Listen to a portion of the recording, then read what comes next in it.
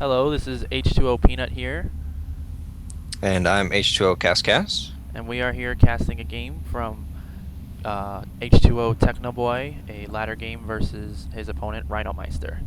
We ready to start this replay? We'll start in 3, 2, 1. Okay, so we have the red Zerg spawning in the bottom left is Rhinomeister, and the blue Protoss at the top right is JulyTwo, also known as H2O Technoboy. So we do have, this is a ladder match done on the Battle.net 1v1 ladder system.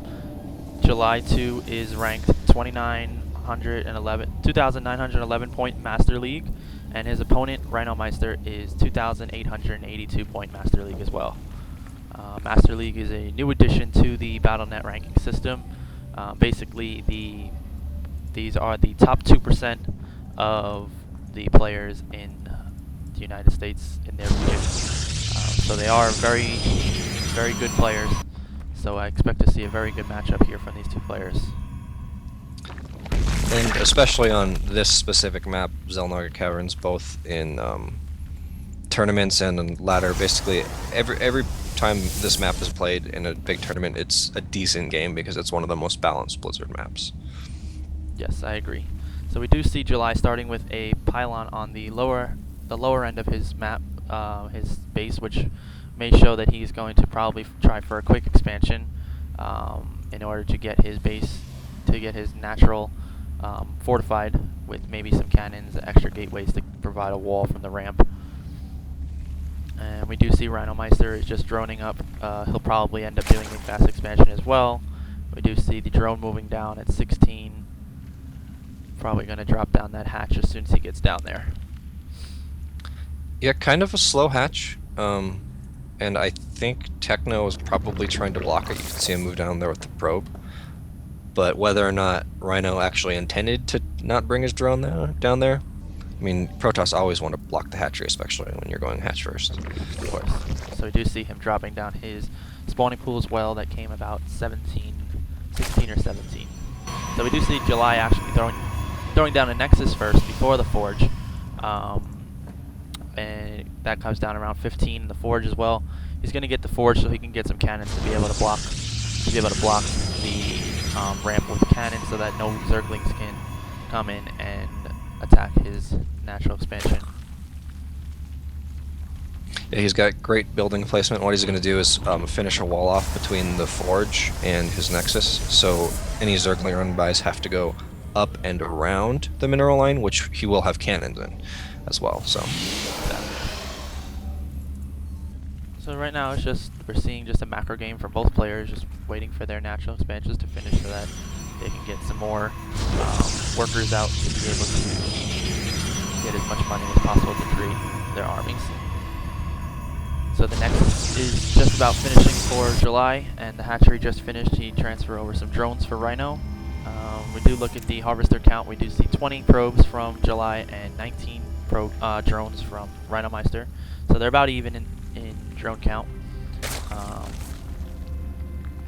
So what the Zerg is going to want to do is he's going to definitely want to try and get a better economy than the Protoss, because the thing about Zerg is that it's very difficult for Zerg to compete on even bases with their opponent, just for the fact that their units, they need to be able to create more units than their opponent because of the strength of the units as well. And if you know that Rhino was supply blocked just for 1 second, and because of that,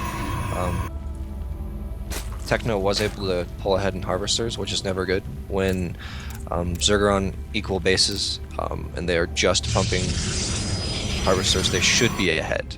You can produce more harvesters as Zerg if you're only producing harvesters. Right. The fact that Zerg gets 3 larvae per base, and when they have the queens, they can get an extra 4 larvae as well, so they can produce up to 7 drones at a time from each base. So potentially he could be creating 14 drones at a time, which is the big benefit that Zerg has over other races is their unit production is so fast because they can create so many units at the same time, whereas July can only create 1 probe at a time from each of his Nexus. The Chrono Boost does help with that, but it's still nowhere near as fast as he can produce drones from the from the hatcheries. So we do see speed just about finishing for Rhinomeister, as well as throwing down 2 extra refineries. So we'll probably see him start his lair very shortly and start teching up to maybe mutas or hydras, depending on what he sees. Yep, it's definitely going to be hydras because July threw down a Stargate, which is almost done, and the proper response, rather, the meta gameplay that they're focusing on right now, what the the gameplay between Protoss and Zerg, is that if Protoss can fast expand and get a Stargate up, and then force hydras, you do a quick tech switch to double Robos, and you pump double Colossus off of 2 base, and then you're going to hit a great timing push. It can be off 2 base, and you definitely can expand off it as well, because you're going to have map control if you have a big Colossus ball and you push out. So we do see the first Void Ray is coming out for July, and it's actually going to end up running right past this spotting Overlord for Rhinomeister. So he is going to see that, and his lair is just about finishing about the same time as he'll see that Void Ray. So you'll see him probably throw down that Hydralisk Den almost immediately. Yeah, so there was the Hydralisk Den, because he's going to need that Hydralisk to be able to shoot down that Void Ray that's going to be coming into his base very shortly. Now, in my opinion, I think Rhinomeister made a pretty big mistake by not hiding an Overlord. He should have been able to scout that Stargate immediately and see what is coming out of it. If they're going Void Rays, it's honestly going Hydras as a response. It can be risky, because if they respond quick enough with the double Robo, which July has, he has 2 Robo facilities, on the way, they can basically run over your army with the 2-gate timing push if they're not aiming for a macro game. Right, because Zerg can throw down their Spire and be able to get the Mutalisks out, because Mutalisks are very good counter to Void Rays. You know, the only worry there is if they end up just switching to Phoenix instead of Void Rays, but with the right amount of mutas, usually, you know, and throw in a couple of Corruptors as well, you can usually counter those Phoenix. Therefore making them, you know, pretty much useless. So we do see this Void Ray just picking off at this hatchery here. He's probably going to be able to get it, as there are no Hydras in production. Well, there are 4 Hydras about to pop. I think July made the mistake of taking his focus off of that hatchery, but he does want to try and pick off that Queen, and he's going to have to retreat with this 7 health left on that Void Ray. Oh, barely makes it. Yeah. So we don't see the Hydralisk range being produced yet. We do see +2 attack coming for the missile attacks, which will help the Hydralisk and the Roaches, as well as the Queens. But the Hydralisk really going to need that range if he's going to plan on using them throughout the game, because, you know, their range starts off with 5, but that extra range of 6 definitely helps them out tremendously, especially since Void Rays have a range of 6 themselves. But you do also see that he throws down a Spire, which is located behind his natural there, and so he's probably going to try and switch up to either Mutas or Corruptors, because he probably knows that, you know, the idea that July is going to do a quick tech switch into the Colossus, which will counter his Hydralisk and Roaches. So he's probably going to try and get some Corruptors out to be able to counter that. So we do look at the Harvester count one more time. We do see that Rhinomeister has 72 Harvesters now on 3 base, and July has 51 Harvesters on 2 base. So do see Rhino is pulling ahead in the Harvester count, which is definitely beneficial for him, because he's going to need to be ahead, especially with these Colossus about to come out. 2 base Colossus is usually better for Protoss against Zerg on 3 base, depending on what's being produced, especially with Roach and Hydra.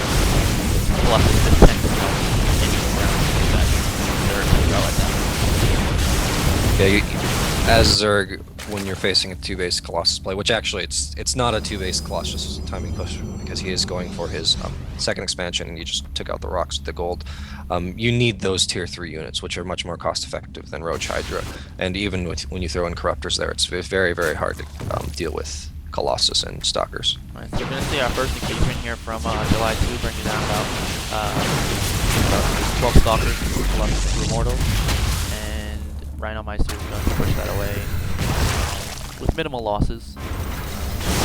These roaches are very good at soaking up the damage from these Colossus and let the Hydralisk really deal their DPS every time. Hydrals have very high DPS, especially against gateway units. But the thing about them is that they're very squishy, they're very weak. So if they do get into contact with these lances of the Colossus, then they just melt almost instantly. So he is able to hold that off pretty well. He does have 9 Corruptors on the field as well, which will be very good at countering the Colossus. As the Corruptors do extra damage towards massive. They do a total of 20 damage towards massive units, which Colossus are. So they do a nice heavy amount of damage to them. So we do see another engagement here. Colossus focusing down. Take one out. A couple of Stalkers go down as well. And he's gonna be able to, yes, he does take out that second Colossus, so it's definitely a big loss for July, so he's gonna need to retreat and try and build up his army some more. Yeah, especially when you're only on 2 Robo Bays, you need to keep that Colossus count high. Normally when you do a timing push off of 2 base, you try to end it right there, but since he expanded to his second expansion, in my opinion, he should be throwing down. There's 2 more gateways. He needs to have more production facilities because every engagement with all those corruptors, you're going to be losing Colossus. Yes. And you need to keep the Colossus count around 5 to 6 because that will one-shot the roaches, which are the tank units that the Zerg has. One thing I forgot to mention was that he was able to take out his gold expansion there, which he just finished building back up, and Rhinomeister does have his 4th expansion up as well, and he is putting up his 5th over in the right side of the map. So he's trying to, put up as many expansions as he can because he knows that he's behind right now because I believe he knows that there is a 3rd base. Actually, he doesn't know, but he could probably assume with the size of the army there that there is a 3rd base involved. So he's going to need to try and get himself back ahead with production and with economy. So the Hive actually just finished for Rhino, so we'll kind of see what kind of tech he decides to take from there. With the amount of Corruptors he has on the field already, he'll probably try and tech switch into Broodlords since that they are there. The Corruptors can morph into those Broodlords with the Greater Spire. And then if you take a look at the Harvester count, it's grossly in the favor of Rhinomeister, but he's overproduced Harvesters. He's right around 90, which is 15 to 20 too many, so the supplies are much in his favor, but actually the army count, the actual army count is very, very similar because of the fact that Rhino has so many Harvesters. Yeah, we do see that Rhino is maxed out, but like you said, 92 Harvesters, that means that he only has 108 worth of army. So, whereas, with only 71 Harvesters on Techno's side, his army size is 159, but, that is mostly army because he only has about half of that being his Harvesters. So, and the fact that he has those Colossus, you do see actually Rhino is killing off some of his roaches in order to produce. Looks like he did choose to go with Ultralisks, so he is producing some Ultralisks there, killing off a bunch of his roaches to be able to produce more Ultralisks. And he does have the missile attacks +3 and the chitinous plating from the Ultralisk, which do provide an extra 2 armor for those Ultralisks. And a mothership is coming out for Technoboy here for JulyTwo. The rarest units. 3rd base. Yeah, we're seeing some of the best units to see in a game like this. So we do see the mothership is about a quarter of the way produced. What the mothership will be able to do, will be able to actually cloak every single one of July's units, as well as his buildings. And if Rhinomeister does have an overseer to be able to see those cloaked units, the Stalkers will probably just end up blinking and taking out that overseer before they can actually do anything. So this is going to be definitely good, especially with the fact that he is producing more Ultralisk heavy army. He does have a more Roach heavy army. I don't think, let's see how many Hydralisks he does have. He only has 8 Corruptors and 5 Hydralisks, so if the Stalkers can focus down the Overseers and the Corruptors, then he will be able to, keep his army cloaked for a while.